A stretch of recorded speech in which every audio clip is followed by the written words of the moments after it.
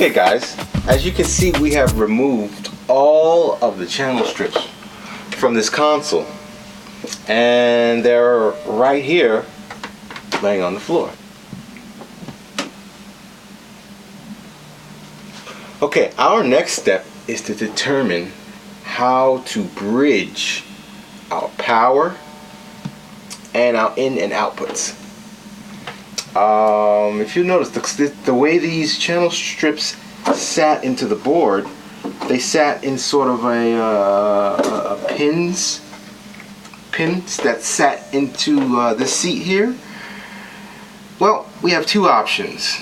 We could either try to figure out if these are usable, perhaps maybe we can modify them the way they are, or we can come up with our own system of bridging the power together.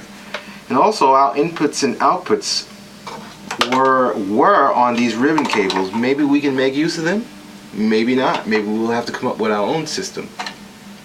But what will determine that is we're going to lift this console up and try to remove these pieces here to see if they're usable, if we can figure out a way to bridge our power supply. If not, we're going to have to figure out how to do it on our own, come up with our own customized way of doing it. Well, as you can see, we have totally dismantled this board. We were able to get these plates out. You know, the mounting plates we talked about earlier. I'm calling them mounting plates because I didn't know what they were called. But they were very difficult to get out because of the nature of the way the board was made. And so what I'm pretty sure we're going to use these. We should have no problem using these. And this is for our power distribution. We're going to use, each channel is going to receive power from here. So the idea is that this is our power supply, which will connect that XLR or wannabe XLR cable we talked about that was on the back of the console. We're going to connect that to these wires, negative, positive, and ground, of course. And then this is our power supply down here, wire, which will get plugged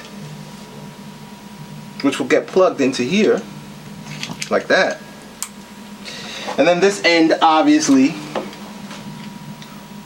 will go to our power supply. Okay? And the idea is that our channel will sit in a rack,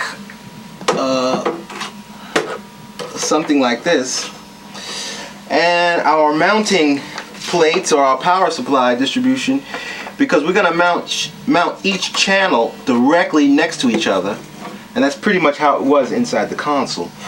So the alignment for these plates we have here should line up perfectly, and I don't think we'll have to mount the plate. It'll pretty much hold itself with the channels. So what we'll do is we'll use 16 on the top, I believe, and we'll put like 4 on the bottom, and then the space, then the power supply. Ideally, you want to have space from the power supply to your channel strips. You want to have a good amount of space. Your power supply produces a large amount of magnetic fields. Maybe you don't even want to have it in this rack, but you know, we'll see how it sounds when we get it all together.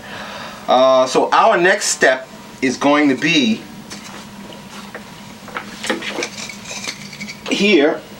We're going to use wire, and we're going to have to solder, guys. I know we didn't want to solder, but we're going to have to solder. So as the patch bay will get mounted in the rack, we'll need to plug an in and out 1/4 inch on the back of it, and we have a pile of them here. We'll need 2 of them per channel. Okay? So we'll need to solder to each wire, in and out and a ground, which will go on the back of the patch bay. We'll also need to solder the wire itself to these terminals that we marked down earlier. Remember, we talked about this section over here, input, output. We'll have to solder this wire to these terminals, and and we'll have a 1/4 inch on this end, 2 1/4 inches, input and output, and we'll plug them in the back of the patch bay so that we'll have access to the front to insert whatever, you know, audio signal we'll want to plug into the channel. So that's our next step guys.